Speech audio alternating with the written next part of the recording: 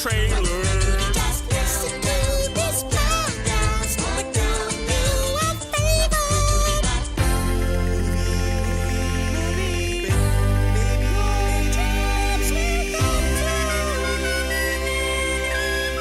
Welcome to the Movie Babies. I'm Devin. I'm Sean.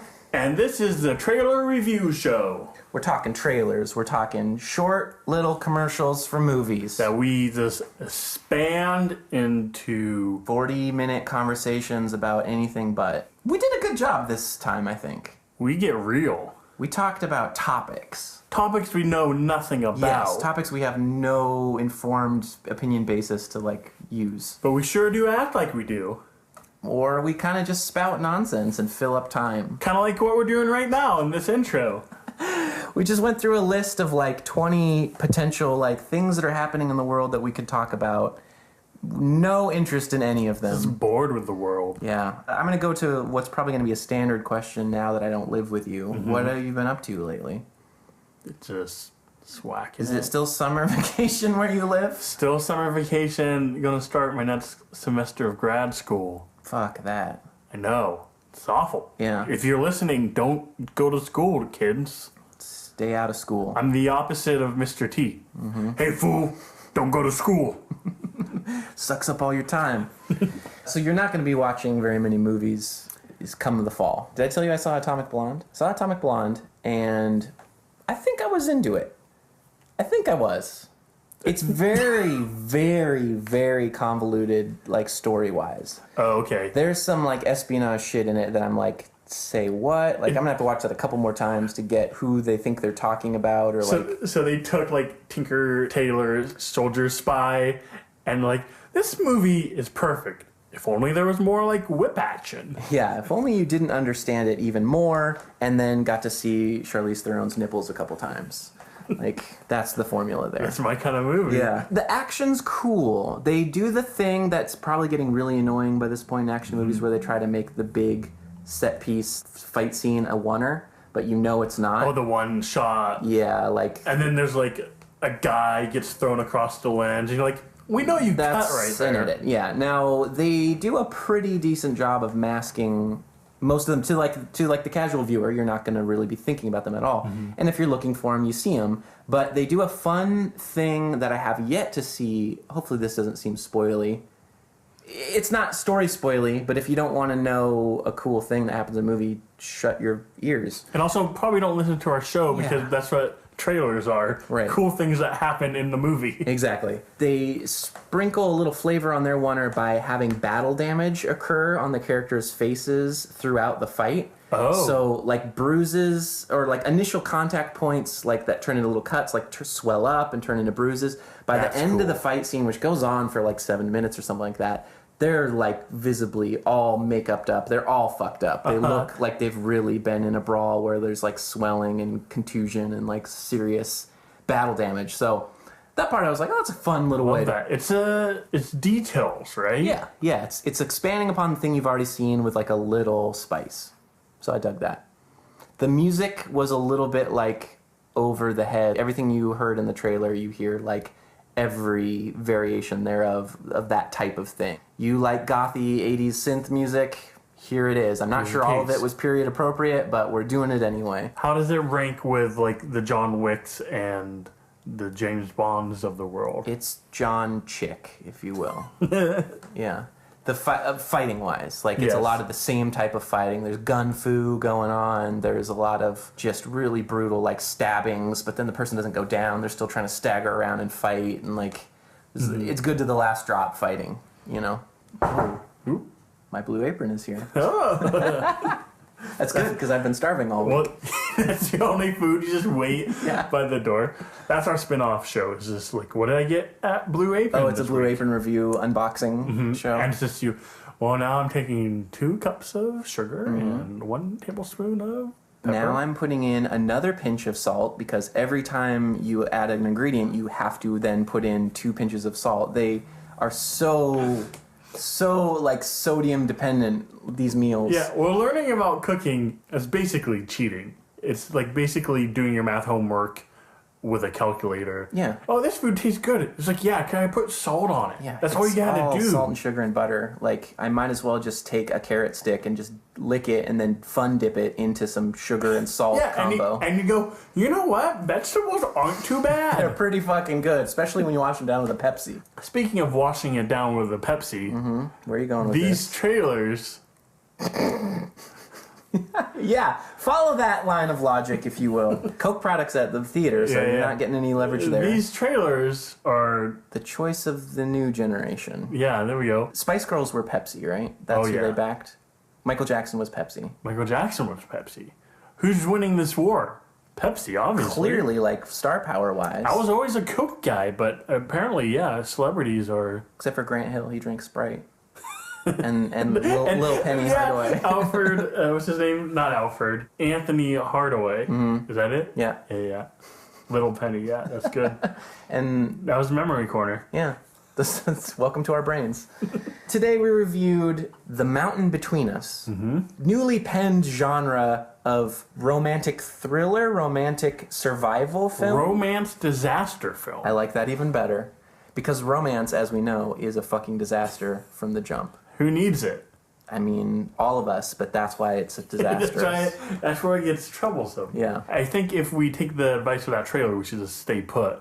Just stay single in the snow and die with a dog eating our face. That'll be funnier after you hear the episode. and actually, now that I think about it, no, it won't.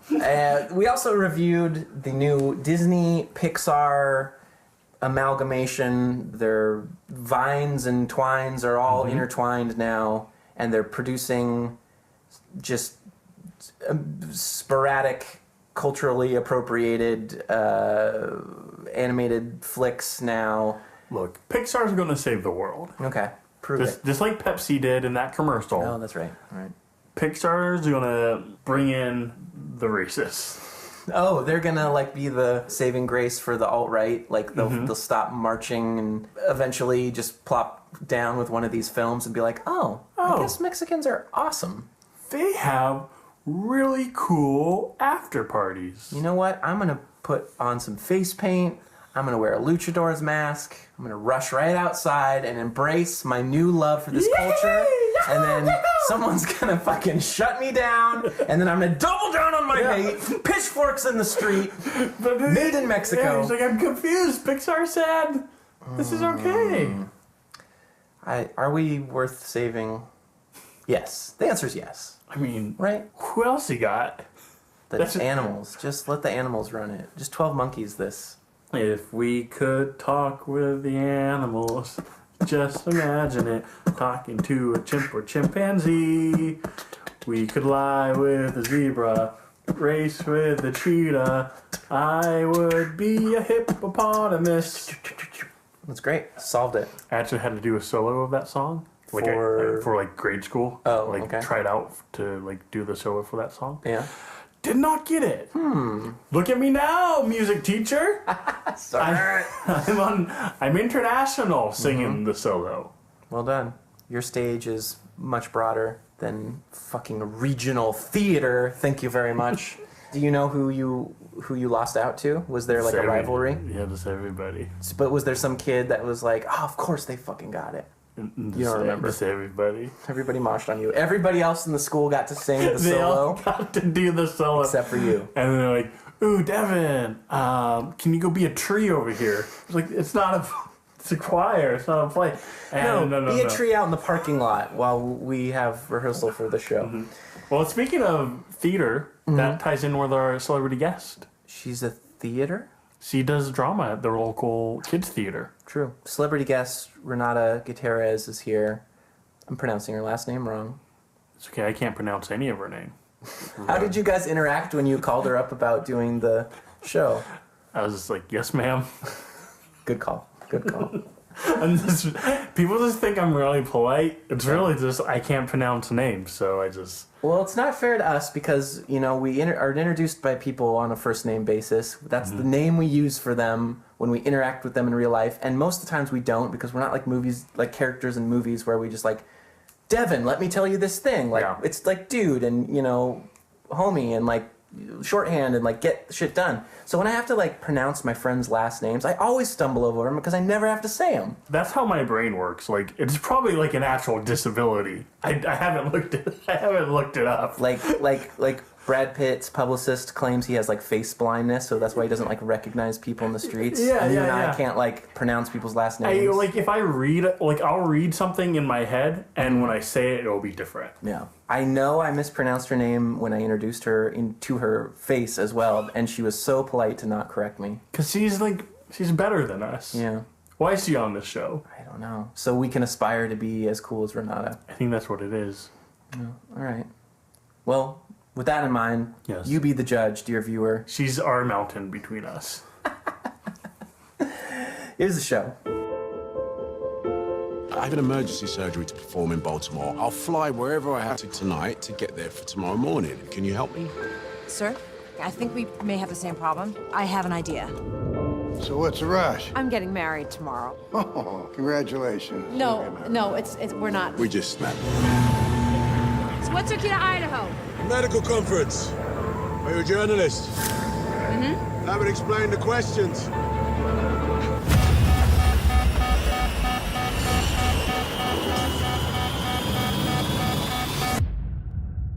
Oh, you know it's an intro battle. Idris Elba is a Baltimore surgeon who has run a little flight plan into Kate Winslet, a bride-to-be journalist with a sassy side. When they go down on the mountain, they really go down on the mountain. Is that a sex joke? I don't know. Sounds like it. Find out if they can heat up all this snow in the mountain between us, which is a reference to his dick. Oh, that's the metaphor. Rated PG-13. We were talking off podcast about what's the metaphor of the mountain between us. I just told you. It could be the dick.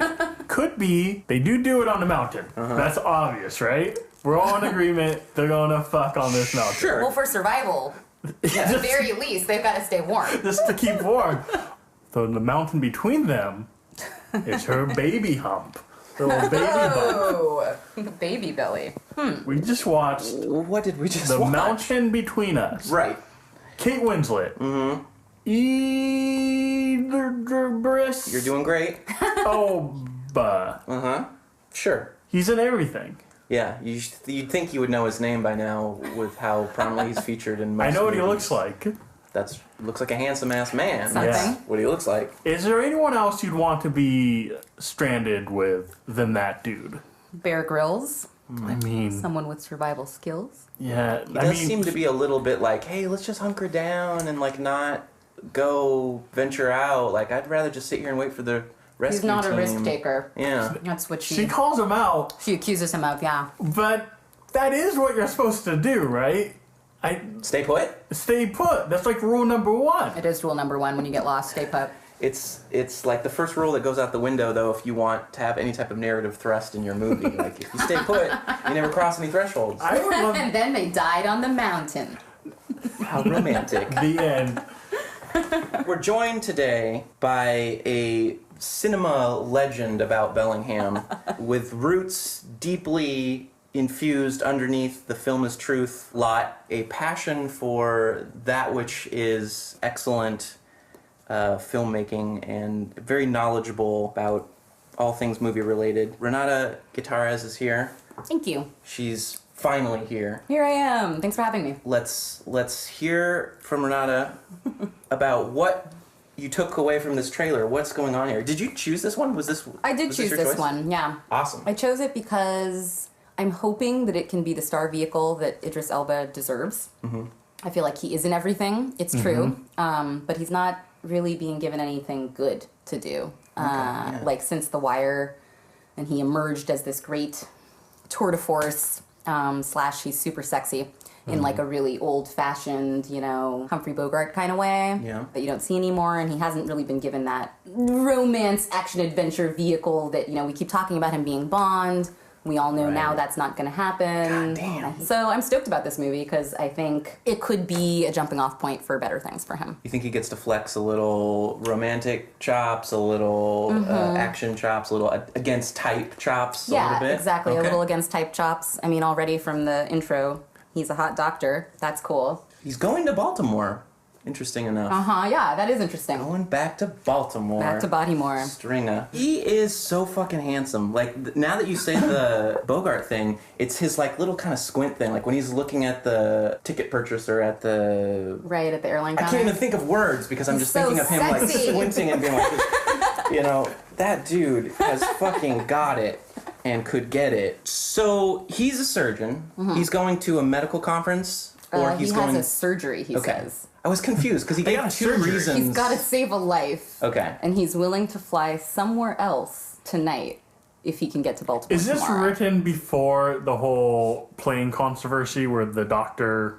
Remember that? Where they wanted the doctor to get off the plane and he refused? God. Where the Chinese And then they doctor beat got him dragged off up the and plane. dragged him off? Jesus. I Do you- This was probably Remember filmed that? before then. Okay. Because Yeah. it's At edited least the and script out. floating around Right. prior to that. I hope that was the last minute change though. Like, let's make him a doctor. Let's But I cash in think- on this Make him a controversy. black doctor. I think it's Really. interesting that they make airline, like travel desperation, the sort of backdrop of all that, because it's very universal at this point. Like, we've all been there where we're like, I need to fucking get there. Yeah. I need to What save are a you life. gonna do? Yeah, and he's got to save a I life. have a surgery to go to!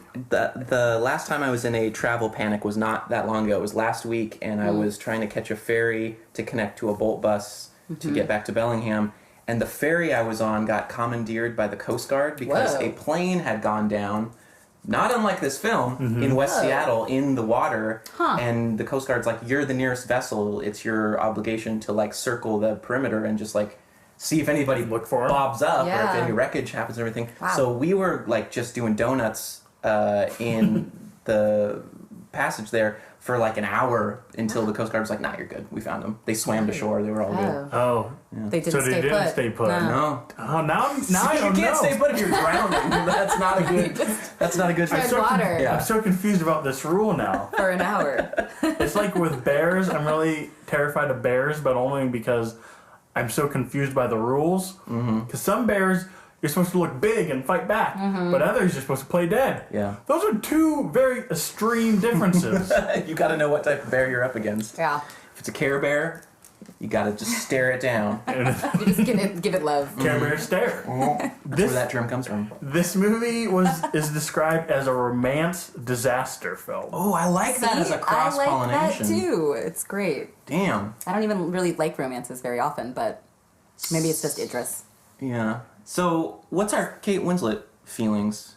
She is getting married, and Well, those are the facts of her character. How do you feel about her as an actress? she has I like her. Yeah. blonde, brown hair. That is also a true trait. I don't think I've seen her in anything in a long time, though. Yeah. What has she been doing? Do we know? Let's look it up. Just floating Yeah, on let's that look it up. Titanic money. I know. I'm trying to think. Like, I know I've seen her in something. Okay, this is movies that she's been in.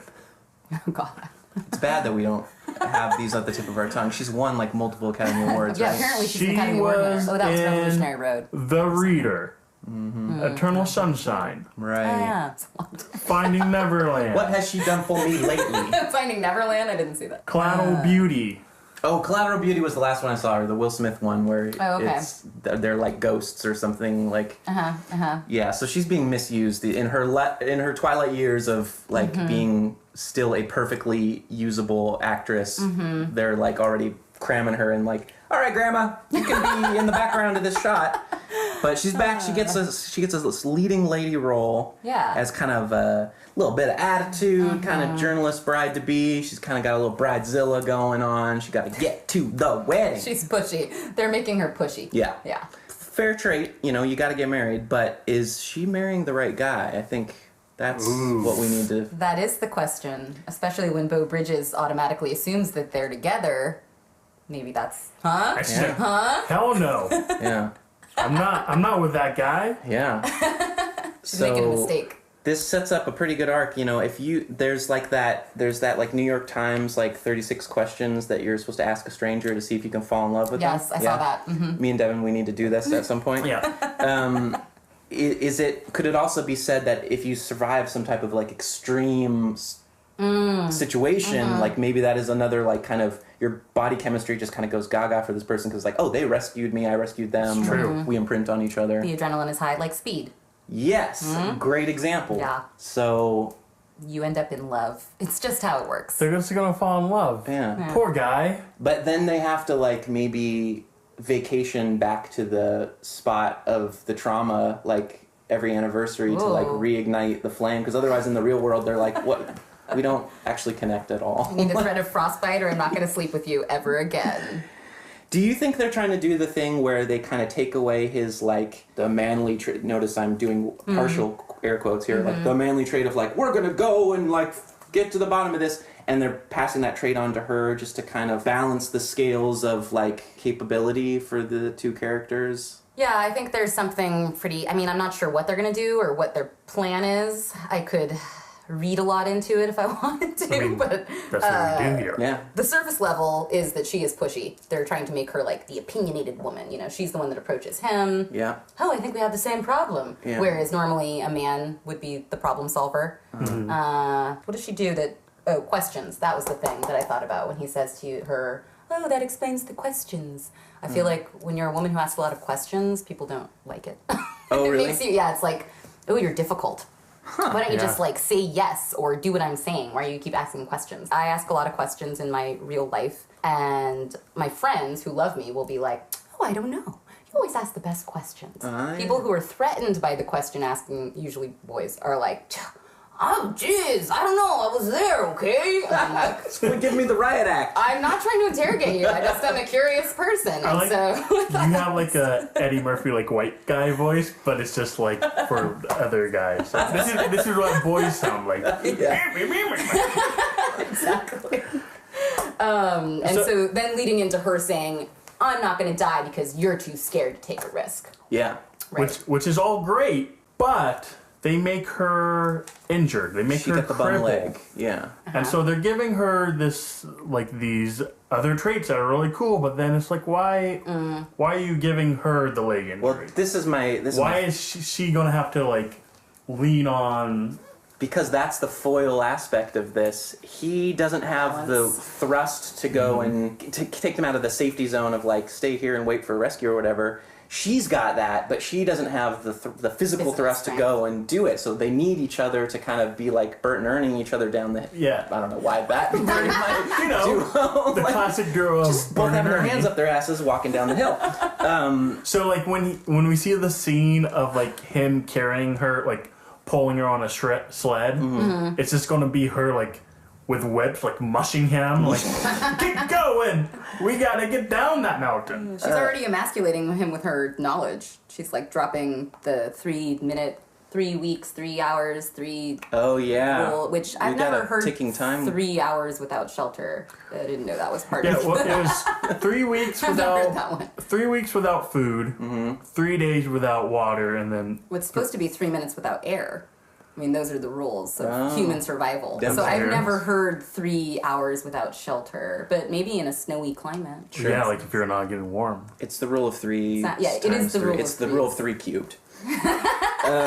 Yeah, so we got a ticking clock on this, which is another reason to get them out of the like let's just chill here kind of mode. Right. Well, I want to jump back to the beginning scene of them stuck in the airport. Can you Home Alone it? Oh, In here the we airport? go. At the airport, this scene Run, Rudolph. is the exact same scene of Kevin's mom trapped in the airport, and guess who's there? John Candy, and he's like, I overheard what you said. We have the same problem. Polka, polka. You're right. So is that what's going on? We got like a reversal of roles here. Yeah, Idris and- Elba also has a really nice camel-colored wool coat, just like Kevin's mom, Yeah. Oh yeah, perfect. Catherine yeah. O'Hara, Yeah. is really wearing almost the same coat. Is there going to be a pool? This is all a reference. Wow. That's what they. That's what this the movie is. mountain Like someone between watched them. Home Alone and was like, what if if the movie was just us Just the following airport scene. John Candy's character in the polka band?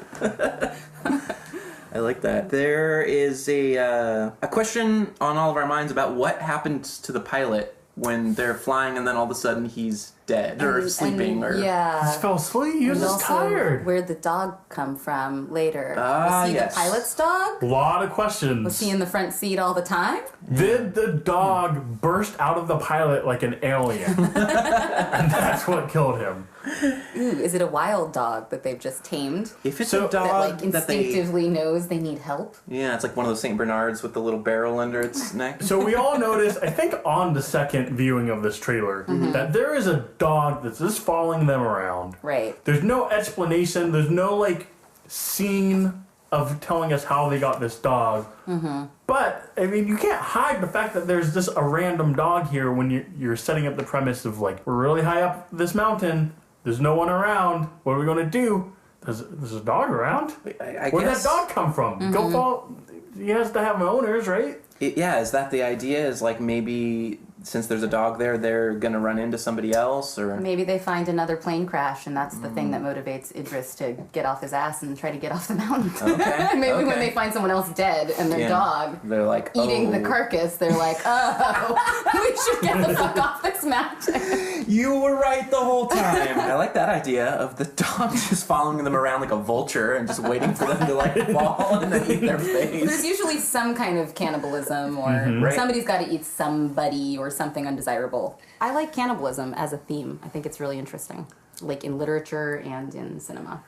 You ever thought about taking a little bite, seeing what all the fuss is about? I've never been in a life or death situation, but if I were, yes. I mean, so we reviewed Geostorm with Andrew, and he very much of the Small faction of individuals who would decide to kill themselves Yeah. before Like, Oh, really? Before Yeah. eating another human being? or anything. before even like Oh, dealing that's with right. it. He wasn't even going to go look for his family. He was going to like... He's like, He's using it as an remember. excuse to off I was like, himself. really, Butcher? Yeah. like the Not the world's coming baby. to the end. I don't want to deal with this shit. No, actually, the world's gonna be fine. Nope, no, I got the flare gun in my hand. It's already cocked. And so that raises a question. You're Yeah. trapped on a mountain. You have the ticking time bomb. You can't eat food. You can't eat your Snickers bars anymore. You can't have your lemonade. There's no cozy bed to sleep in. What do you do? There's no hope. Do you press on? Even if you do make it, what will you be when you get on the bottom of that mountain? Do you take a big bite out of Idris Elba? This is the castaway question. What he's Yeah. changed. I mean, he He's comes changed. home. He's changed. I think they'll be changed. Obviously, well, we don't know, but obviously the relationships back home will have changed. The husband maybe finds someone else. The I thought you wedding died. is definitely not going to happen because she's not Been coming gone home. for 10 hours. The Baltimore surgery, he's Oh, dead. that guy's dead, That guy's yeah. dead. Yeah, I'm calling it now. Yeah. The dogs is his. The surgery guys. He's like looking for the surgeon, like that's his dog's purpose. Well, here's a question. Where is this mountain range? Are they supposed to be in the Rockies? Because they're on their way to, he's on his way to Baltimore. Yeah. But we don't know where they It might be are. Mordor. Yeah, Rocky seems like a reasonable guess. Reasonable guess. They Yeah. seem daunting enough. Are they vast enough that you would be totally like without other flights going overhead or like So that was I don't think that was so. a plot point that the trailer dropped. The pilot went No flight. off its route off its flight plan for some reason, and so when they crashed, no one knew where they were. okay. But if they were to have a signal fire going, are they in a place centrally Yeah. located enough that planes are still flying over? No one flies over here because it's very scary at night. I heard it's haunted. It's a haunted mountain. It's Witch Mountain. Which mountain? We got escaped from that shit. I mean, here's what's that word where it's like like in Star Wars and there's they shoot it in the hole and it blows up and that has a name. I don't know. Like that sort of thing. Isn't it like a bone? Are you talking Patella? about, like, Achilles heel or something? Yes. Oh, Yeah, okay. okay. Okay. So here's Go ahead, I'll let you start that one over. the Achilles heel of this movie that we're all thinking about. Here's the biggest plot hole that we're all going to be wondering during this film. It's not about the dog. It's not about the pilot. Okay. Why? How big is... It's not about... it's not about that. Okay. It's not about We're gonna find out. Anyway. why are planes not flying around. Okay. Look at all these plot holes I'm already mentioning. I know. There's going to be a lot of them. The big one is, why don't they just slide down that mountain? Oh, just do it sled style? You're on top of a mountain. Yeah. That's the easiest thing. We're really high up on a mountain. Okay, then slide down it. Sled it. Use the airplane wing. And you just... Exactly. and you just... Indiana Jones it. You just like, yeah. do a not a little bad Calvin idea. Hobbes and you go down put the dog on there. Well, wait a minute. Now that you mention that, there's definitely a scene where she's walking. Yeah, I was gonna say the scene where she falls into the pond. or Well, whatever. that's that too. Okay. Yeah, so that's weird. Did that happen before or after she hurt her leg? Well, she got better. How long do you think she they were gets out better. there? Well, I mean, he's a doctor. He's a surgeon. Okay. He did. Is there a surgery scene? And Oh, he's gosh. using like That's cool. tree That would be cool. branches and Yeah, like yeah, yeah. whatever's around is He like does a rock. go and cut some tree branches. We don't know if he's using them for fire. He built a He's- wicker leg for her. Just a wicker man. Well, let's get to the ice thing you mentioned. Yeah. This is like an often used trope in all types of movies, TV shows, and everything. Someone falls through the ice. Yes. The Now, as far as I know, this like you're dead when that happens. You're dead. Yeah. Because what happens is you go on the ice, it's freezing. Even if you had enough gumption to like swim back up, guess what? You've been pushed Swept. away from the water, so you can't find that same hole you went through. The people swim back up to surface, but now they're in a different spot and they can't break through the ice. That's terrifying. It's a horrible way to die. And so in this trailer, we see her fall in the water, giving up. She done. She's just like slowly falling down the water. Then we get a scene of Elba looking around going, hey, where'd you go? It's too late. Yeah, She's dead. If you didn't see it happen and you didn't like run right after and jump in there, like it's over. Also, he's gonna weigh too much to like run out onto the Right. ice. He's gonna and- fall through the ice. Yeah, they're just both dead. Yeah. Maybe that's where they find the dog. Maybe the dog was on The top. dog pulls him out. The dog was dead the whole time. This leads me to my issue, my question, my applicant for the Movie Babies ban list. Yes. We're not gonna die here. Not today. Did they say those words? They say those words, and those words are said far too frequently. In any instance where someone's about to die, they refute the fact that they're in a deadly situation, and they say the words, not gonna die here. Not today. I motion that this gets banned from all movies from here on out, because I'm tired of hearing it. Do you know of the Movie Baby ban list? No. So basically, it's a list of cliches we have found in trailers that we are sick and tired of. So, for example, I don't even know what that means. Done. Let me start at the beginning. Yeah, get it out of here. That's what she said. Is that one of them? That was from Triple X. Okay, yeah. Terrible. Yeah. We can't have these anymore, Hollywood. Running rampant. You go on the list. You are shamed. Yeah. We're not gonna die here. Not today. Yeah. We're On the not- list. You've heard that enough times, yes, right? Yes. It's, even if someone said that to you, you'd be like, come on. You're like, don't remind me. Yeah. You don't know when I'm going to die. Yeah. I don't need those as my inspirational words to get out of this situation. I'm happy to just take the bullet rather than hear this trite fucking shit. Because if someone said that to you, Sean, you're not going to die here. Not today. Oh, so tomorrow? Yeah, like, put a time span on this Because thing. you just said we have like 3 days without water. We're on day 2. We're gonna die So here. we're going to die here, not today. Yeah, you're right. We're going to die tomorrow. Doesn't make me feel any better. Yeah.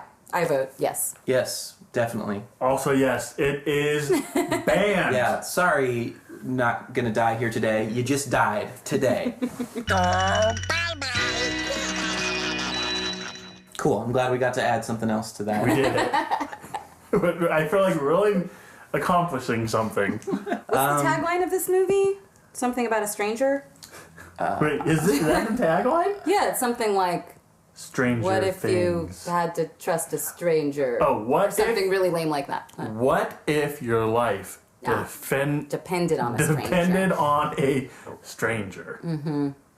They don't seem like they have enough. Like if that's like if that's how you're gonna sell the movie, it sounds like, oh, these people are like, they are untrustworthy. They can't, like, there's mysterious elements, like they're out for blood or whatever. Like they kind of want to. It's like Most Dangerous Game or whatever. Like they're not on each other's sides. They clearly are on each other's sides. That is a great point. The selling point of this trailer is that they're strangers. They don't know each other. How are they going to get along and like trust each other? He's a doctor. Yeah, he seems like very trustworthy. He's a journalist. Is it that she is racist? She did protest pretty heavily when she asked if they were together. Not him. What I wonder is, was this character black in the novel? I think we have to get at that. Yes. Because what might be going on, and what I think goes on a lot in American cinema, is that characters of different races are brought together in some kind of a buddy action, buddy crime, buddy comedy. The idea being that then we feel better about race relations. Having witnessed this, like, coming together, black mama, white mama kind of situation. Having seen, like, Danny Glover likes that crazy Mel Gibson. Yeah. I'm fine. He must be all right. Everything's So fine. is that really the underlying what they mean by stranger? Is just that one's black and one's white? Let's What's the rephrase mountain the between tagline. us? Yeah. Oh, Race relations. racism. Yeah. Cultural difference. What if Yeah. your life depended on a black man? Black man. Yeah. That's what it is. That's what they're trying to say. That was the original tagline, and again, we gotta clean Yeah. that up. Yeah. Ooh, yo, yo, yo. But Oh, this trailer is making me feel icky he's now. British. Oh, now Oh, I'm- it's okay. Okay. He's of the upper echelon.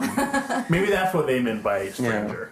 Oh, he's British? I'm American. Yeah. It'll never work. I mean, I like what you're onto here, that is Hollywood's, like, little trick of being like, hey, we're all the same when the lights go out, you know, kind of. Right. Which on some level we are. I mean, But- like, idealistically, but yeah, like, given the scenario of the other day and everything, it's just like, fuck, man, like, Is it enough? do we need to keep seeing this representation of, like, something Hollywoodistic, like some type of crazy action thing or something outside of, like, a day-to-day Scenario, experience that right. brings people together rather than just, like, people coming together out of some desire to, like, be accepting and, like, I don't know, it always seems so, like, convoluted. Right. Well, and I think, I mean, this is something I mentioned earlier. We used to talk a lot about Film is Truth, about the trope of the white woman and the black man buddy comedy, and that happens a lot. Now that I'm saying it, you'll notice if you haven't already. And we talk about how we could address it for funsies and like top 10 lists, and it was always too nuanced an idea. Yeah. I came up with very cleverly,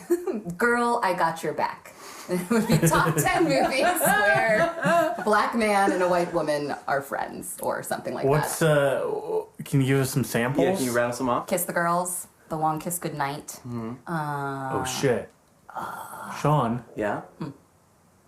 movie babies. Oh, damn. Are we living that Is John a white woman? Sean's very feminine. from time to time? What is this saying about race relations? Is this what happens when I put my life in the hands of a black man? How can you trust a stranger? And by stranger, I mean black person to podcast with. How am I not going to sound racist every time I open my mouth? What are you gonna do when he drops the N-word? Look pretty nervous and look at the guest for sympathy. Approval? No don't know. approval. When do you fist bump him? Never. So I think the question about changing, because Devin, you mentioned it's based on a novel, which I didn't know. Yes. And I've seen that happen before in movies like Shawshank Redemption. Morgan Freeman that character Red is not a black guy in the story. Okay. He's Like white. decidedly, His hair is red. That's why he's red. And even in Elba's previous movie, The Dark Tower, apparently Yeah. his character is not supposed to be a black character, but they gave him this role. Well, and then on some level, that's just because people are recognizing Idris Elba and being like, "Oh, this guy's Star power. fucking great. Yeah. Let's put him in something." Doesn't matter. I mean, it doesn't matter. Like Denzel Washington playing the prince in Much Ado About Nothing. Sure. That was great. But also, it changes the subtext of the film. Right. So is it Was it Hollywood's intentional? way of trying to be like, hey, don't look at the color of this person's skin. This is a actor, actress, whatever. Like, this is a role.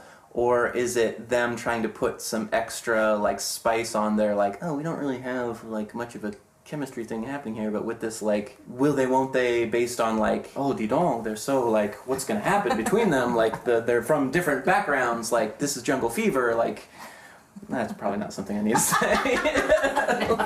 I gave you a look. Disapproving. Should I say Jungle Fever? Probably not. But yeah, I mean, it adds another element to the already titillating romance survival story that we have going on. I want to ask this before we rate this trailer. Okay. Do they end up together? Does she leave her husband? Does she run away with this black man? Black man. Maybe, I think the twist has to be her husband's also black, right? Oh, that would be interesting. And that's the reveal is the whole time she's like, you're racist. And she's like, no, I just don't like doctors. I'm going to He's go an architect. marry Don Cheadle, but like I don't fuck with surgeons. I don't believe you people. I think they have sex to survive, Yeah, as we talked get about. through something, and then probably we're going to see a scene like at the airport where they, or wherever they end up after they're rescued or escape, God willing, where they meet their other people. And then sort of go their own ways, but like give each other a meaningful look. That's my prediction. Does she tell her husband, her soon-to-be husband? No. No, what happens on the mountains, David? Is that, Different area codes, man. all right, is that right? I need a judgment. Like, is it Maybe morally correct? code here. Maybe the mountain between us is in reference to the elephant in the room of that situation. Is like this, what we see in the trailer is literally that long in the movie. And then it's her coming home to her husband and being like, do I tell my husband that I Yeah. slept with this That's the rest of the movie. man?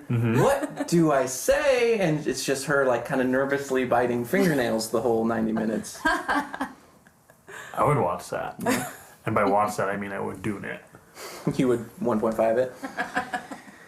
Does it feel like a fair time to rate this trailer? Let's rate this trailer. All right. Renata, we've got a system that you may or may not be familiar with. I am familiar. You told me earlier that you haven't been out to the theater lately and that you may have missed this ad. Yeah, I know the ad, but Okay. I don't know these lines in the ad. Okay. If you're into this trailer, if it's like everything your dreams have ever wanted about being like stuck on a mountain with either Kate Winslet or Idris Elba, because I don't know, maybe you're into whatever you're into, you would say a lot. So you cool if I scream, like a lot. If this trailer was like, yeah, I would love to be stuck on a mountain with Kate Winslet, but not Idris Elba, because I'm a racist, Yeah. like you would say In Space with Zombies. In space with zombies. Like, you're kind of setting us up. I feel like I can't rate this trailer in the middle now. Yeah.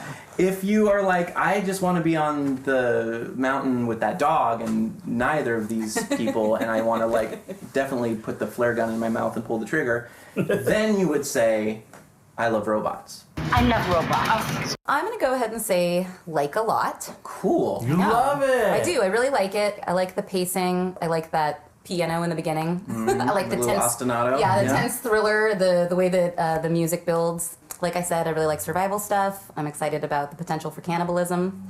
I love that that's where your head is going. I don't really read that from this trailer at all, but I like that you're pretty I insistent know it's about not going to go there, but I'm like, come on. Take a bite out of each other. Really banking on the disaster, the romance disaster part. Yeah, I just wanted all to break down. And yeah, I'm excited for maybe this to be a stepping stone for Idris to get more and better roles like James Bond. Yep. Yay. Awesome. Or Doctor Who. Ooh. Oh, is he up for that? Or is I that... don't know, he's No, British. but that would be cool. So you don't really have much issue with this being kind of like, this is like so tired in the survival. I know these beats of this movie. It's kind of a satisfactory, like comfort food kind of Yeah, thing. it's kind of like Black Panther. I really loved the Black Panther trailer. I liked it a lot. I didn't even watch it before I listened to you guys talk about it, and then I was like, man, I gotta watch this trailer. Okay. We did it! We sold you on watching the trailer. You really did. Well, and now I'm like, yeah, Black Panther. We should get on Marvel's bankroll. Yeah. The cliches in this trailer speak to the things that I like in film, even if they're cheesy. You know, it's like I both love and hate The Edge for those same reasons. I think it's a terrible piece of crap, but I will watch it and laugh out loud all day long. And so I'm excited to see what happens with this. Is it going to be good? Is it going to be bad? I don't care if the trailer is cliche. Have you watched the YouTube supercut of The Edge? How many times they say Anthony Hopkins' Motherfucker? His name? Oh, like, no. Like they yell his name and it's just like it's like worse than the Lost Boys Michael one. It's really good. I'll have to send it to you. Yes. Okay. Also, I love that you put food in your mouth while you were having. Sorry. No, it's. I've done it. I do it all the time. It's a Mentos. Yeah. See, just wanted a nice breath for all the listening audience. I'm in agreement with you. A cliche doesn't necessarily mean a negative. Like it can be comforting. It can be even functional in the plot and outline of the story and thrusting it forward. So it's not necessarily a bad thing. Unfortunately, it's not really enticing me enough to give it that like a lot. Okay. I'm done with the airplane crashes. Okay. If I have to see someone panicked in an airplane in one more trailer, Where the sound gets sucked out and. we're putting that on the ban list. We're going to put a scene on the ban list. Thanks to the Tom Cruise Mummy one, I'm like, anytime I'm seeing this shit, I'm bugging out. That's now. what I first thought of, was just that Tom Cruise scream. Guess what? Can't be beat now. We've topped it. Yeah, that's. It can't be beat. Another way to look Give at it. up. I like Kate Winslet. I like Elba. So I'm really excited about the characters. I'm hoping it's just about the drama between them Right. and how they work together.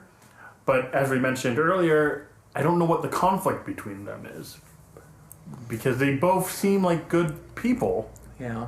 And yeah, maybe they differ on like what they're going to do, but I need a little more thrust in wanting me to see it.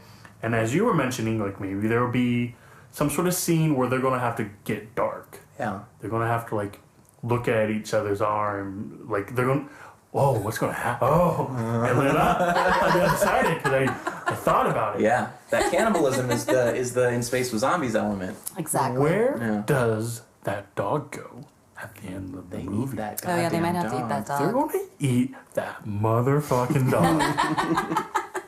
And that's going to be the scene of them. They're going to have to kill that dog and eat it. And that's going to be dark. Okay, I like that. They don't give you any hints of this in this trailer. Right. The only hints we get is someone sliding down a mountain. Ah, and I'm just like, yeah, just keep doing that. You'll make it. Or do the willow. And the scene of them falling in the ice, which is just another like, no, you're dead already. This movie's over. Roll the credits. Do you think it's one of those movies where they play out all their death scenarios as if they're happening, but it's just kind of all in their mind, and they're just sitting at base camp the whole time, That being would like, if be we do this, so we're dead this way. lame. If we do this, we're dead this way. I feel like this movie, to really interest me, needs some sort of twist. Okay, what about this? I'm also in space with zombies on this one, and what would maybe make it all the more fun for me is if Kate Winslet is not getting married. Kate Winslet is maybe a journalist, but maybe she's just bad. Maybe she's just a bad gal. Whoa. She's just a bad seed. She kind of wants to fuck some shit up. And she got this white woman fantasy of like just being all over Idris Elba on a mountainside. And she goes up to him in the airport and she's like, oh, we missed our flight or whatever. I sure wouldn't want to have to marry you. So she approaches him. Yeah. And she's kind of like playing it off like, oh, chase me, no, but come, but don't. And when they get in the plane, she fucking banes it, and she crushes this plane, and does it on purpose. She like gets the pilot while he's sleeping or something like that. She puts sleeping pills in his drink. Yes, exactly. And then crash lands and makes it look like she's got a hurt leg and everything. Damsel in distress. She's just living out this like Harlequin romance novel fantasy in her head, and poor Idris Elba is like, "Oh fuck, what am I gonna do?" Like she thinks that he's this like rugged heartthrob mountain man dude, but he's just kind of like a basic dude. He's just like a you or I in this situation. Like he's not gonna go out of his way. He's not a you and I. As much as we might wish. And so, like, the whole thing just plays out like her kind of, like, manipulating this situation. She's fine. She's good. She doesn't really fall through the ice. Like, she's just kind of, like, baiting him in all these ways and making him be, like, more of a manly man. She tied a rope to a tree branch while she went down. It's like just like a hay body, like, scarecrow. So we kind of got Like obsessed, but on a mountain. Yeah, exactly. We kind of got an Ingrid Goes West scenario here, where maybe she's stalking this guy. Here's my twist. She's not a journalist. She's like a young adult, like tween writer. She's a novelist. Yeah, okay. She's a novelist, and this is her next story. She's like, I don't have any motivation on what to write. So she makes this event happen, and she's just like scribbling notes to make it like really sexy and like fun. And so the mountain between them, or the what if your life was in the hand of a stranger element, is really Idris Elba's the victim, and it's this crazy white woman who's like manipulating the situation. I would love that. Yeah, there you go. There's your movie. There's your In Space with Zombies. That's your twist. Holy smokes! What's the mountain between us? Would you say? I mean, if it's your theory, then the mountain between us three is one of us is a liar. Ooh. One of us. One of us didn't really like this movie. One of us is not telling the truth. It's Clue. What if the mountain's not between them? What if it's the mountain between them and their significant others back home? Oh. And they have to get out of the or Now over you're the making mountain. sense. Yeah. It's less fun when you Sorry. nail it on the nose Sorry. like that. All right, well, now that the code is cracked, I'm sated. Let's call it a day for the mountain between us. Let's call it the day that we're not going to die. Not today. Not today. But never again. Yeah. And that was the mountain between us. Once every year, our ancestors come back to our world Please have a safe journey. to see family and friends. But no living person has ever visited their world. Until now. Intro battle. I'm in love with the Coco. Bought it on the low. That just had to be done. Yeah. You got one? Check.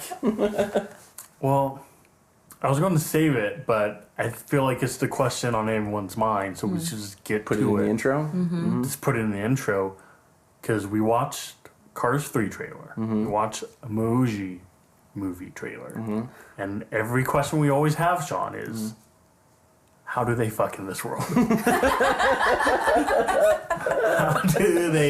How do they make sweet love With them bones. in the land of the dead? Yeah. It's dry and raw. I know that much. But it's done, passionately and with kind of a joie de vivre that only the underworld can provide. Bet you it's dark. Yeah. Lights off. Very creepy. Do you mean dark? Yeah. Do you mean dark like creepy or just like it's dark? It's very dark. There's a lot of choking involved. They just turn off the lights. Yeah. Exactly. Renata, you got any flavor for this intro? I don't really. No, not an You intro. don't want to spice this? No, I don't really. No cocaine-related Podcast. puns that you want to drop on this one? No, I'm just wondering who the fuck Coco is. Is that Coco?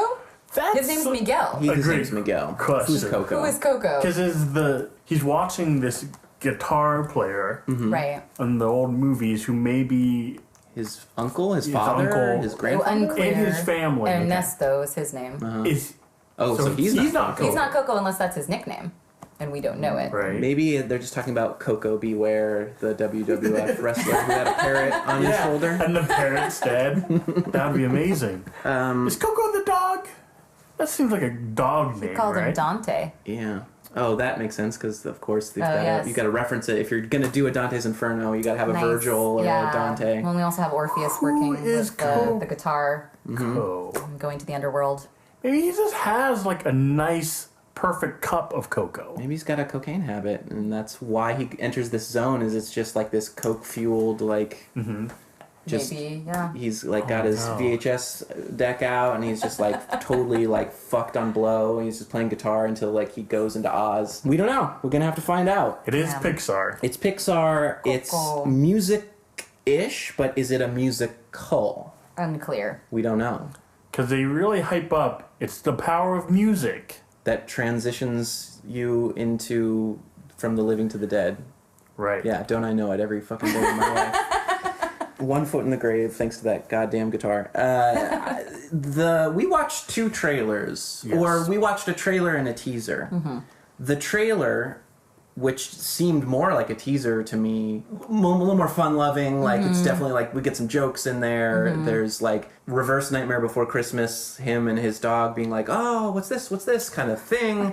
But what was the teaser, the more serious toned one where they're like trying to get you by the heartstrings, that one fucking got me. Yeah. I'm like into that. Yeah. Like, All they in. have with the the from the music. beginning with like him just like watching the old videos, and you're really not sure what his relationship is to this character he's seeing on the screen, but there's an emulation going on. There's very much an appreciation and just like I'm learning from this thing. Right. Was like just perfect for me. Like I love that. That could have gone on forever. Right. The teaser reminds me of what Pixar does best. Yeah. And it's always those kind of short montage-y type things. No one's talking.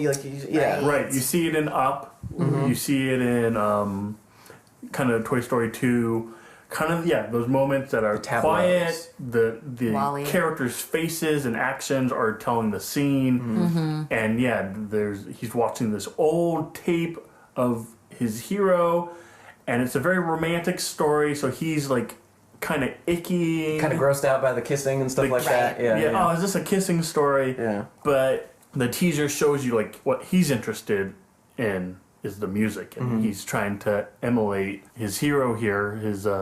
And he's getting all these words of wisdom because that character's kind of monologuing throughout and just dropping these Right. little like kind of life advice kind of tidbits and Yeah. stuff that you assume is going to govern his path or whatever. I don't play the guitar with my hand. I play the guitar with my heart. He's the gunslinger.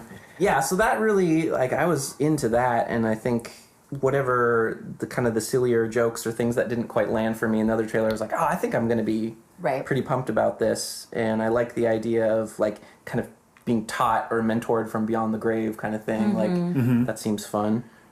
Because that was the thing. If you just watch that first trailer, I feel like it's missing that. What's the Pixar element? What's the Pixar element? Right. It just seems. So what we recently figured out was we were all kind of like, oh, didn't this kind of like Day of the Dead type celebration film with this visual aesthetic just come out? And yeah, it came out last year or the year before, the Book of Life, which is what that apology song is from that I have to teach all my students because they love it so much. I never saw the movie, but it definitely has the sugar skull kind of like Right. aesthetic and everything. And so it's like, yeah, I feel like I just saw this movie, Illusionist Prestige Syndrome. But then in the second trailer for this, I was like, oh, okay, this is where they're going to go beyond just having that as like the backdrop and like the exploitive element and like really have some substance here. It's beautiful. Those first shots of the underworld, let's call it. I don't really know what was happening here, but it's gorgeous. You see like the city, and it's all like Yeah, it's all lit up lit and up. sort of elevated. They're walking through a bunch of nacho flavored Doritos. Rose Field petals of that them. look like fire. I don't know. It's cool. Yeah, you see the dog kind of rolling in like the leaves that it's covered in, and they kind of glow with this aura. Yeah, and I'm sure there's going to be some kind of symbolic element attached to those, like whatever that is, those leaves that he's rolling around in, the golden stuff. The teaser, I agree, is better, is like more heartfelt and got me more. What frustrates me about Disney and Pixar Here we go. Yeah. being diverse or trying to embrace diversity, which I support, is that it never is really diverse diversity. It's always homogeneous diversity. Like, Okay. let's go to Mexico. Yeah. In a town where there's only Mexicans. And we'll learn about an important cultural piece of that, like we'll learn about Dia de la Muerte and Catholicism, and there is this, it's beautiful and it appeals to me as a Mexican American, but I also feel like, but that's not my experience. Okay. Right. And who are these movies being consumed by? American children mostly, by and large. So it's like Disney is trying all the time to teach ideas, but they don't really represent the world that we live in.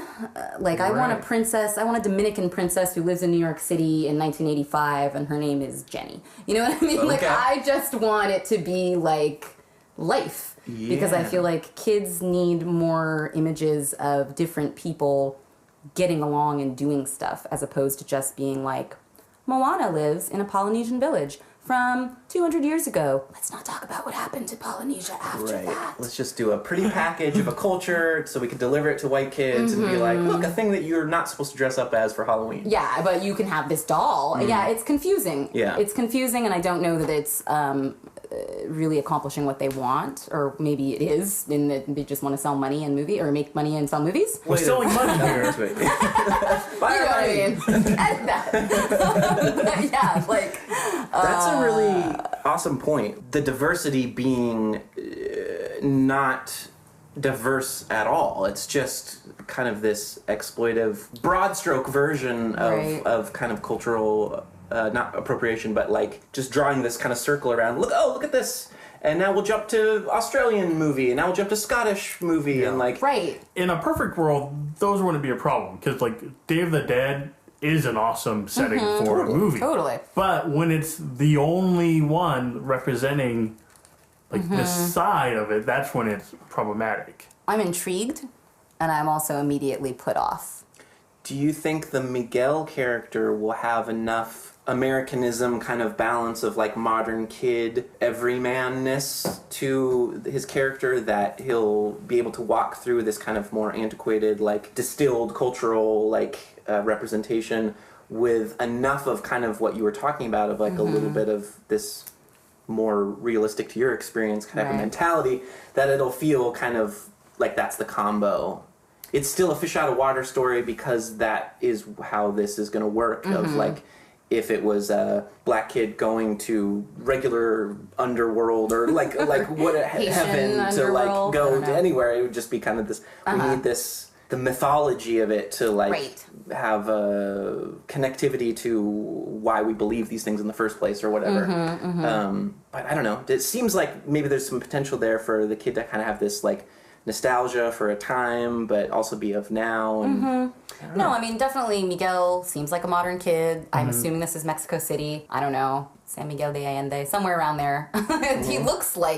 He looks a lot like any old kid, any old American kid too. So it's obviously set in modern times. And yeah, and I definitely appreciate that this is just a hero's journey, right? Like this is just the package. It doesn't, and the ideas are the more important aspect. We mentioned Orpheus. I think there are definitely some obvious mythological elements in the story, which is really cool and really powerful. I mean, don't get me wrong. I got tingles too. I'm like, oh my God, we're all connected. My ancestors, yes. But I also feel like, but here I go to Mexico where I've only been once and I don't know anything about this and this isn't my experience at all. And I don't know. It's just complicated. So who better to solve it than the movie babies? The movie babies. Let's talk race. It's a holiday I don't know anything about. Here we go. Can I augment the more important conversation with the details of like it's got a lot of Beetlejuice going on? Yes, that's what I was thinking. These are my notes. My notes say Beetlejuice kinda, and I was gonna write bureaucracy, but I couldn't spell it. Oh, that's you're in the same my boat too. I couldn't even spell Beetlejuice. I got a Kubo and the two strings sort of vibe, sort of with the music, but also I got Spirit Away vibe. Okay. And a little too much if you think about that movie where its kid character gets thrown into this world of spirits and like the dead and of magic.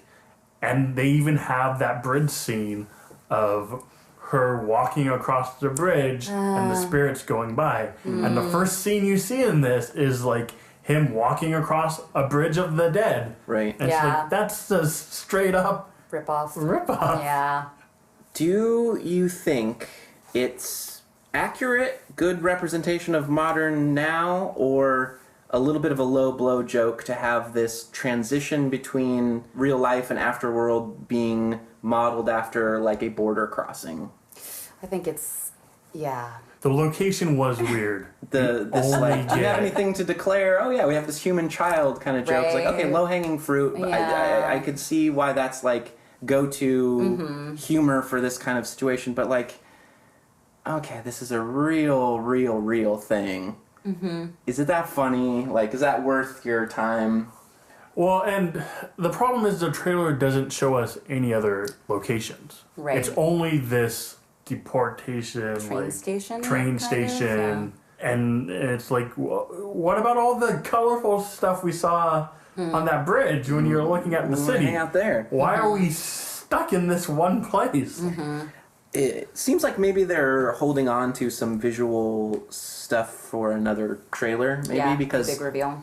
with all his interest in this character from this movie, like we never then saw that character in the world. So maybe when we get deeper into it, we'll get some more stuff. Right, we still don't know who he is to Miguel. And we might end at the first act here with like what we actually see of him just crossing the initial threshold. But he does encounter his grandparents and things like that. Like that's who he meets. It sounds like that's maybe who Cheech Marin is voicing, is like his grandfather. Or maybe great-grandfather. Yeah. Okay, never right. met him. Sure. That's something we can talk about too. You noted the voice actors. Yeah, there's a great cast of Mexican and Mexican-American voice actors, like Edward James Olmos, and who else did I say is in there? Benjamin Bratt is voicing somebody. Is he Asian? Is he actually Mexican? Nobody knows. He doesn't even know. He's the Lou Diamond Phillips of this movie. Was there an Iglesias in there? Cheech Marin and some other great people, so that's cool. Yeah, I think those jokes, they are low-hanging fruit, and I think it depends on how they're handled within... I mean, like, we don't know from the trailer exactly. We know that was kind of like, I don't know how I feel about this joke. And I think, kind of like with Zootopia, you see, like, it's not okay for you to call bunnies cute. It's only okay for other bunnies to call bunnies cute. I missed that joke. Interesting. That's like a, they drove in this little race thing there, and it was, like, in the trailer. And they handled it really well. I mean, overall, obviously, like, the movie is fantastic and very poignant, I thought. So, like, we'll just have to see. But in that moment, I'm also a little bit, like, cringy. To be fair, they did throw in the voice sound bit. Stock surprise from the iTunes. So I think I think the audience is supposed to be met with we're shocked. Shock of that joke. Yeah. This is a little racy. Is it also sucky that there can't be a prominent culture displayed in a movie where in our modern brains don't double down on like, all right, prove me that I'm not suspicious of like that you guys are going to do something like extremely racially insensitive with this. Like, as far as we understand it, this is Mexican American creative department behind this, like the director and most of the cast and everything, and are we so Hollywoodized that we don't even trust them to tell their own stories? Yes. Yeah. A little bit. Because that, for some reason, is the selling point, is like if we whiteify it or like make our culture funny to Americans, like kind of poke at the differences a little bit and not maybe like celebrate them first, but kind of like look for the jokes of it. It's not servicing the celebration. It's kind of just being like, look at this little inroad we gave Whitey to like our beliefs. I don't know. Yeah, it's all super problematic, and it has the potential to be really great too. Yeah. I think that's really what's going on with this trailer. It's like I feel elated and excited, and then I'm like, but kind of like with Black Panther. I mean, same. Yeah. I am like stoked about the trailer. I'm really stoked about the movie. I kind of don't trust that story is gonna do it all justice. I'm afraid. The question we need to ask is, do we trust Pixar? I'm gonna run down some Pixar track films. record. Yeah. So Pixar, this will be the 19th Pixar film. Wow. Okay. We have the Toy Stories, Bugs Life, Monster Inc., Finding Nemo, The Incredibles, Ratatouille, WALL-E, Up, Brave, Inside Out, The Good Dinosaur. The Good Dinosaur. Yeah, that remember? It's like That's one. Is that the Ozarks dinosaur one you were just talking about? Okay. Good Dinosaur is this weird. They try to Appalachian make dinosaur. like a western. It's like, what do dinosaur kids like? They like westerns, of course. Okay, that you were just talking about. That's not on my radar at all. It's tough, I think, with kids stuff because you're trying to give kids a comprehensive idea of the world, and that involves diverse characters. But I mean, you can kind of tell right away. Like, I feel like we should have, just looking at the images of the Book of Life. Like, I'm curious how that portrays it versus how it compares. Yeah, and versus this Pixar one, because that's usually how it is. It's like, if it's not Pixar, it's a little more, the other ones are a little more obvious about it, I guess, in terms of, like, they're just trying to cash in. Wait, so Moana is not Pixar? That's just Disney? It's a Disney. even though That's Disney. it's Disney Pixar. Well, so now they're basically the same because the head of Pixar runs Disney now. And so basically the teams mix and match a lot. Everything is Disney Pixar, technically. Yeah, so that's why we kind of got a better quality of Disney films in the last couple of years. And then remind me again, because I ask this every time we review an animated movie. So it's Disney, Pixar, and the other animated... DreamWorks. DreamWorks. Okay, DreamWorks. got it. That's Spielberg's. What do you feel about Pixar's other outings? Do you have a favorite? I really love WALL-E. I feel like WALL-E is my all-time and always will be. I really love Brave. You did like Brave. Yeah, I really liked Brave. Brave was a bait and switch for me. That was not the movie I thought it was going to be. Really? No. Like when it was the teaser and everything of her just like riding on the horseback and shooting arrows, and it was just going to be this kind of swashbuckling adventure. I was like, fucking in. And then as soon as it became, we turned into bears, I was like, what? Brave went through a lot in the development, so I think at one point it was going to be like one of those things, and then the story changed a bit. But that does bring up a good point, because Brave does the same thing that this one's doing of like introducing you to a culture. How did you feel Brave did then? I mean, I'm not Scottish. I don't know anything about Scottish ancestry. So Fucking white the people, thing who about cares? no, that's not what I mean. I mean, I loved it. I love a Scottish accent. I love Braveheart. But what I mean We love is, Rowdy Piper. I'm not. Is he Scottish? I'm not in a position to say because I don't know anything about Scottish ancestry. So I couldn't be like, no, that's incorrect. We need to talk to somebody who is a historian. Similarly, I feel like I can't speak to Coco and its authenticity because I'm not that Mexican, you know? And I think that's kind of the thing that is... But you got more alerts, though, because there's more of a connection for you with Coco, right? Sure, but again, like when Sean was like, well, how's it going to be? How's the representation going to be? Is it going to be accurate? Because we've got this great... Fuck if I know, because I don't know. I really don't know anything about Dia de la Muerte or, I don't know, All Souls Day or All Saints Day. Like, I'm nominally Catholic. It's I have the same base knowledge as other people, and it's interesting because... I don't know. I mean, I'll be like eating it up. Like, yeah, this sounds great. Mystical. Is this, would you say maybe, is it a little bit like, I mean, are we trying to social justice warrior this a little too much? And it just becomes more of an instance of like in movies shot in LA where you're like, well, that bridge isn't there and that street's not right next to that street. It's like, we're being way too critical of like just this setting that they're trying to use to tell them this story.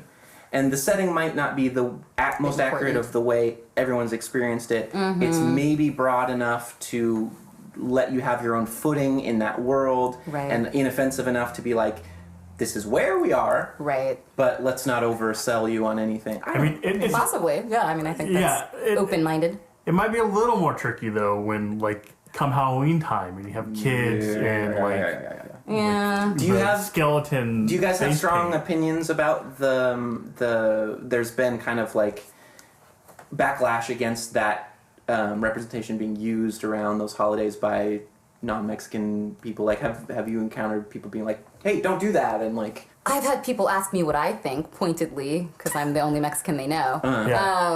So, which makes me more uncomfortable than what I actually think. Okay, that's fine. We're hearing we're hearing that. Yeah, we don't have to. What do you think? No, I don't mean that directed at you. I think that like.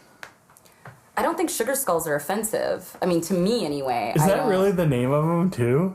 Yeah, as far as I know. What they're made out of, right? Sugar skulls. I don't know. That's fun. To me, I just never heard that name before. It should be a breakfast cereal, right? I don't even think like dressing as a mariachi band is necessarily offensive if like say you're actually musicians and you want to like you're like with a group of friends and you want to be able to be like da da da da da da da. Like if you're doing something in a spirit of cultural appreciation, cool. But if you're planning to like run around all night being like I've got a sombrero on. and being drunk. an asshole, then no, that's not okay. And obviously, like blackface or tan face is never cool. I wonder unless what. Oh, I don't know. I was trying to you thought that's where she was going. I wonder is the inverse not okay? Because I've thought about being Wednesday Addams in the past for Halloween, which I think with like people tell me when they look at my face, they're like, "Oh, Christina Ricci," and I'm like, "I'm white," but I could do this. Is that acceptable for me to like pale your complexion to pale to myself up with a wig and then be Wednesday Addams, or is that going to be wildly offensive to someone? Yeah, I don't know. Are you going to be shouting white girl slang the whole time? I'll be saying whatever. I'm getting white girl drunk. Whatever Wednesday says. Yeah, that's an interesting thing. And then is it just unnecessary to go here for movie babies, but we're doing it. Probably. We're there. We're going. Is it because marginalized cultures versus dominant fucking kick their legs out, sprawl their arms cultures, like there's not a disparity there. So when you dress as the oppressor, it's not historically like riddled with these, my ancestry has done something to your ancestry heinous, therefore it's not reliving that in a way, like by costuming up that way. I don't know. I guess, but I would feel uncomfortable. I mean, like, the reason I don't do it year after year is that it makes me uncomfortable, and I wouldn't really want to deal with any kind of strange confrontation I might have with some crazy person on the street if it's Halloween in Bellingham. Yeah, and someone just wants to, like, alt-right you about some shit. Or like, whatever. Who knows? But I think that your point is a good one, in that perhaps we are overthinking it. My mom often says, you think too much. I'm like, what? But Mom, what about this? But I think it's true that, one, Pixar, what I love about it, everybody has a different favorite. There are so many Pixar movies I don't like or I haven't seen, they just don't appeal to me, that it's like somebody else's top Pixar movie they've ever seen. Right. And the ones that I love mean nothing to them. And I think there is something to be said about the backdrop just being a vehicle to tell really human stories. And that's what I love about WALL-E. That's typically what it is, yeah. Right. It's just about... It's a love story. Yeah. It's just about love and, like, you know, being with another person. And then there's this backdrop of environmental bullshit. Right, yeah. And Cars is just about fucking. As it should be. Cars. Have we hit our quota on like serious topics yet? fine. Or I mean, we haven't solved anything. Say We haven't- something. She would say something funny. Yeah. Do you have? well, I did things just on say your a list? sex joke. As What's your is your favorite go-to. Pixar? What's that? What's your favorite Pixar? See, I'm one of those people where I think it depends on the day. WALL-E is my favorite. The Incredibles, like that first Toy Story, even will rank top for me. Is Up one of them? Yep. Okay, that might have been the one for me. Yeah. Yeah, I think so. Up has a weird ending where Does it? well, I love up until the third act where it just goes bonkers and we have becomes a crazy action. we have dogs and dog fighting like planes. Yeah, and it's like, that's right. I forgot about that. Kind of goes off the rails. But that one does have the most emotional like beginning. That whole that first story 30 minutes. Yeah.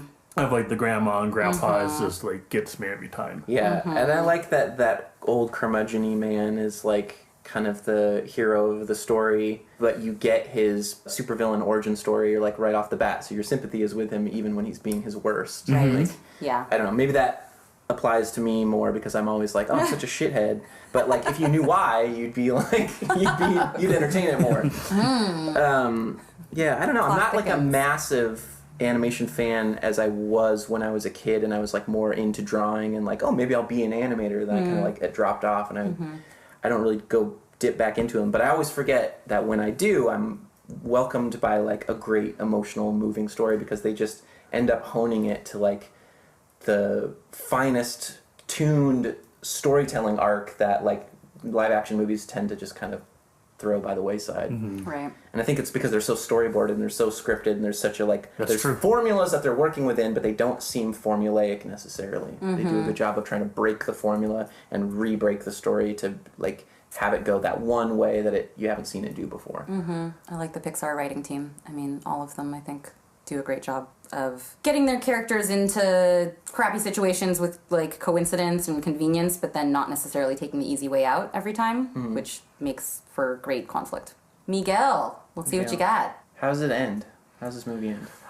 So I was thinking about that during the trailer. Yeah. Because they are harping so much on this music aspect, but we're not really seeing.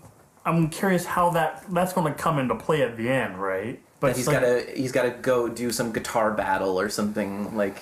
Maybe he has to bring Ernesto's guitar to him. Maybe he's got to find Ernesto in the land of the dead and bring the guitar back. You know what's interesting is you don't necessarily have his whatever bait he's following for this movie. Like typically it's like, oh, I got to get home or whatever. Right. It doesn't seem like that's really where his head is at. He's like taken aback by the situation, but he also seems intrigued, and it does seem like because he has this dead hero there somewhere, it's like, well, if that's what he wanted on Earth was to connect to this character, now he's got a direct pathway to that character. So what's going to happen? Is that character an asshole and like shuns him or whatever? It wasn't all he was meant to be. Is it about hero worship? Is it about family versus whatever? I don't know. Like, because we didn't really see a villain in this one either. There's No. not like they didn't hint at like, but whatever you do, don't talk to Mr. Boogaloo. Yeah, don't talk to Hitler. He's here. Why is Hitler here? Oh, he's dead. He just marches all around wherever he wants to go. That's true. If there's skeletal Nazis that these characters do battle with, What's the character? Is it G.I. Joe or He-Man, where it's like Skull Man? Oh, Skeletor? Skeletor, yeah. He-Man's nemesis, Yeah, so maybe Skeletor makes an Skeletor lives appearance. down there. Mm-hmm. I don't know.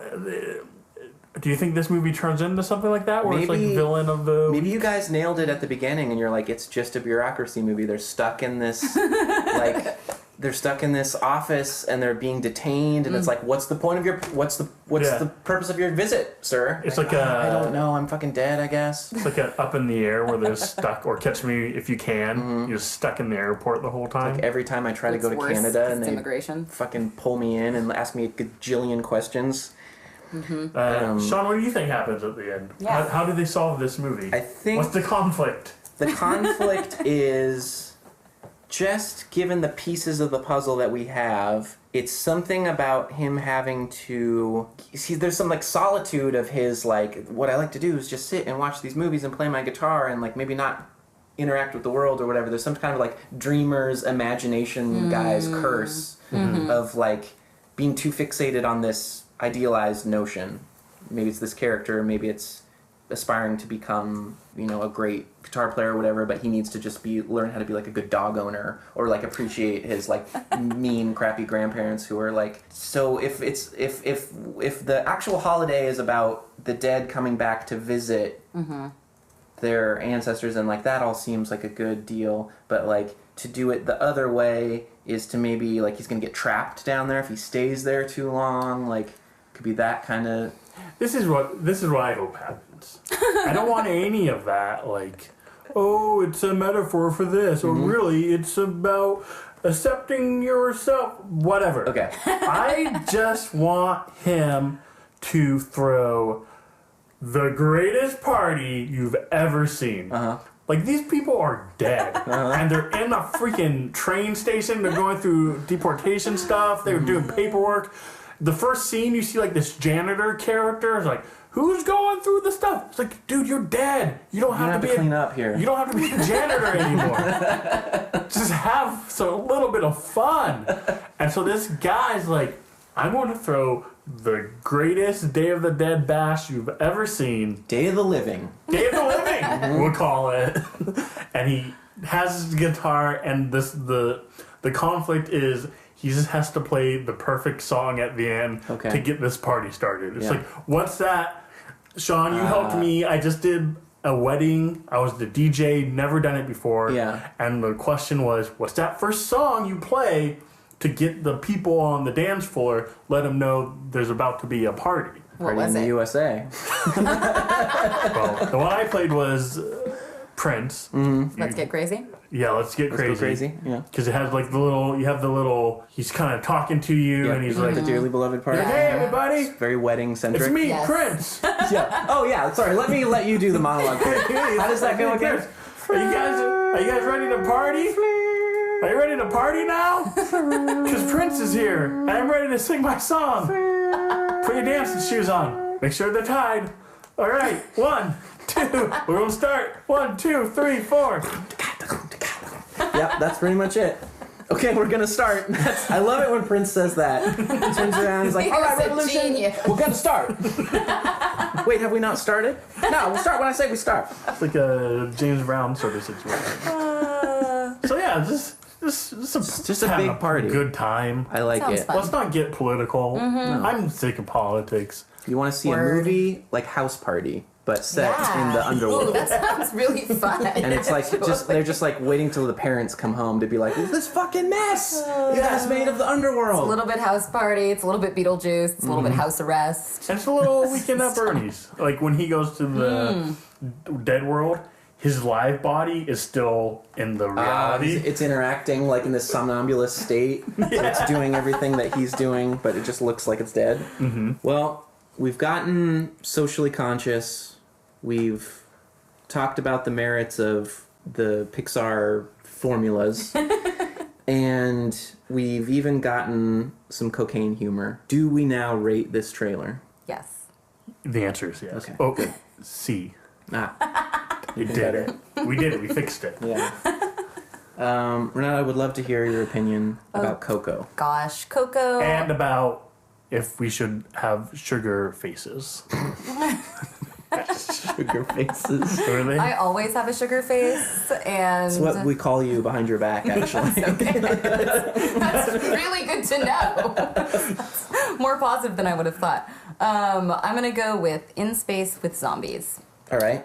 Safe bet. Yeah, it is a safe bet, and I felt I feel safe making it and kind of lame, but at the same time, I'm not totally bowled over.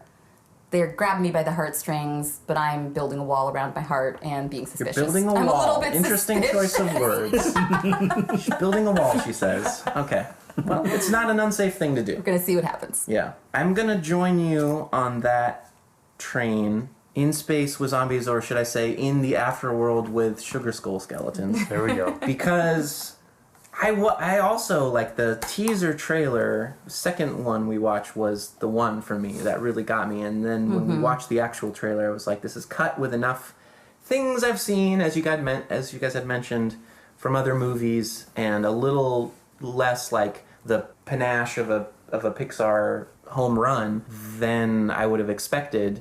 And then coming off of the tails of the Book of Life film just kind of coming out, I was like, well, okay, how are we going to one-up this? So I want to see a little bit more. I want to know where this icon man in mariachi white is, how he's going to play out when he's actually, when we go behind the curtain and meet the wizard. Like, what's his deal? Is it racist to want a...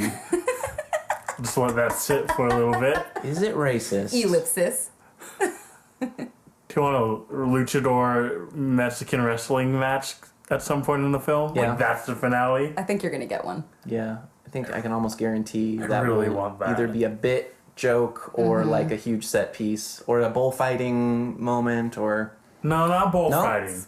Well, you're gonna That's get it. too racist. You're gonna get it because it's like, this is how they operate, right? Like, this is how Yes. Hollywood, excuse me, let me be Yes, specific. This is how they. Hollywood operates. Not Mexican people, that's not what I meant by that. They do bullfighting. They're always celebrating all their the time. goddamn animal cruelty. I just want this to be less of a music movie and more of a wrestling movie. Okay.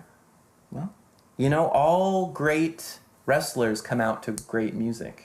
Maybe that's his destiny, is that he has to, like, find his hero and then play him to the ring. Yeah, he has to compose that Degeneration X song. I'm with the two of you. Yeah? Can't think for yourself, eh? Everybody's middle ringing it. The teaser, Sean, I'm in agreement, like a lot for that alone. That's intriguing. There's some heart. You're not getting a lot of the plot, but you're getting kind of like the emotional element of the characters. Sold. The trailer, on the other hand, too similar to Spirited Away. Too much vibes of Kubo and the Two Strings, which everyone should go see because that movie is very fantastic. Very good. Is that an action movie? Like, Yes. mostly? There's like there's a music element. There's kind of like a quest element. There's like kind of like a D&D gather your party. We gotta get the thing element. There's like some cool villains. Okay. It's really cool. I would definitely recommend that movie. It's going very on the fun. list. And they make it in the little claymation. Oh, that's right. They It's do not like computer animation. Right? yeah. Yeah, like if you, I It's- would Google. it's like stop motion. Yeah, I would Google those YouTube video of them putting the scenes together. It's outstanding. Oh, I have seen some of the time-lapse stuff of Yeah. them, like, animating the monkey character with the sword. Is that in Yes. that movie? Yeah. Okay, Yeah, that well, looks he awesome. does like little origami too, which must have Yeah. been like so painstaking. And is there, like, a big beetle armor guy? Yes. Is it Beetleborg? Sean, let's watch this movie. It's really good. You might have seen it. Sounds great. So it's too similar to this stuff. You've seen it. Yeah. And we're not getting a lot of fun locations. We're not getting the hint of what the arc of this story is going to be besides like family. It's about family. It's like, all right. Yeah, so is Fast and the Furious, but like, is it really? And so, Yes. yeah, I think middle of the road for me. In Pixar, I trust, but I need a little more in terms of the trailer getting me pumped about this one. And this is not us being skeptical of Mexican culture. It's us being skeptical of representation of Mexican culture. Hollywood's treatment of Mexican culture. Yeah. I think if they added another song, if they gave us a little more music in the trailer, then I Yeah. might be more I Love Robots. Because I can't tell about the musical element quite Like, yet. what song were you thinking? What's that Justin Bieber one? Desperado? No, What's it called? it's called the Parado. I don't know. Despacito? Yeah, Despacito? and there's like a YouTube clip of him like drunk off his ass, like trying to do the lyrics of the song, and he doesn't know it, and he's just like, burrito, nacho. Bieber? No way. That's not true. Well, the original Spanish language version is cute. It's hot. Sexy video. Sexy video. Sexy video. Oh. All right, Yeah. bank that one. There you go. With that, with sexy videos in mind, I think we just explicated Yeah. Coco. So maybe Coco is Justin Bieber. Yeah. Coco was the ape that did sign language, right? Yeah, but that's K-O-K-O. The one that the nipple grabber or a nipple. Oh yeah, Coco Obsessed. Love Nipple. I forgot that That's trailer. one of my favorite trailers of all time. Okay, we'll Shout link, out to Patton. Yeah, we'll link that trailer. Coco bad trailer. All right, that was Coco. Anything to declare? As a matter of fact, yes.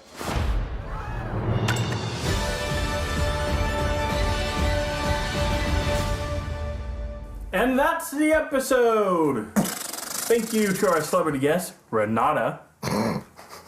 Well, you're gonna just circumvent the whole like giving her a proper last name recognition.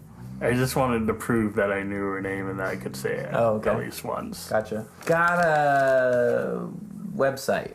Yeah, a Apparently. website. We have an updated website. Oh yeah, what have you done to it? I put some new fancy links on it. We also started a new kind of online exclusive called Saturday Morning Reviews. What the hell is that? It's basically remember how we always tried to talk about movie reviews?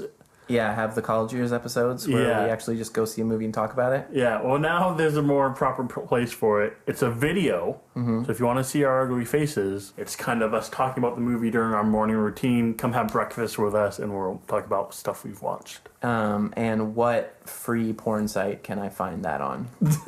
It's on www.moviebabies.com. Oh, okay. It's on our YouTube.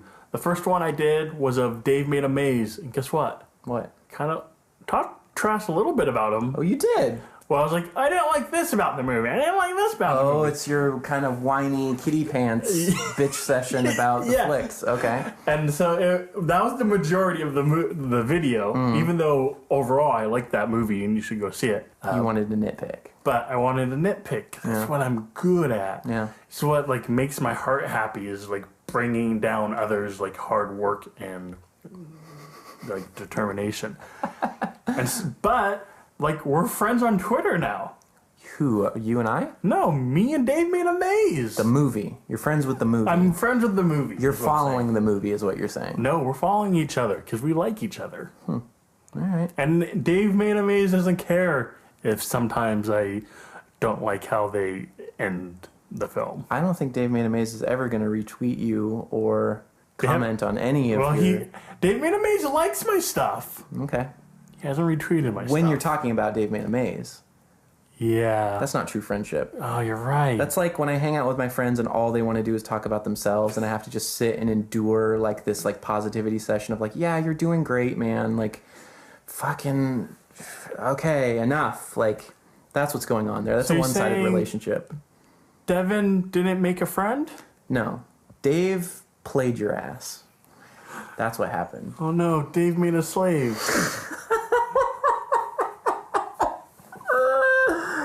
Oh, fuck. Well, if you want the movie babies to be your own personal slaves, you can tell us what to review. You can comment at us. We'll be your little whipping boys. God damn. That wasn't meant to be racist. That's just a term. Yeah, sure. Okay. Yeah. Like, review, suggest ways in which we can redeem our souls, and... Sean. Yeah? When you don't have time to watch a 2-minute trailer... Phone is ringing. Oh my God. And that's the movie babies.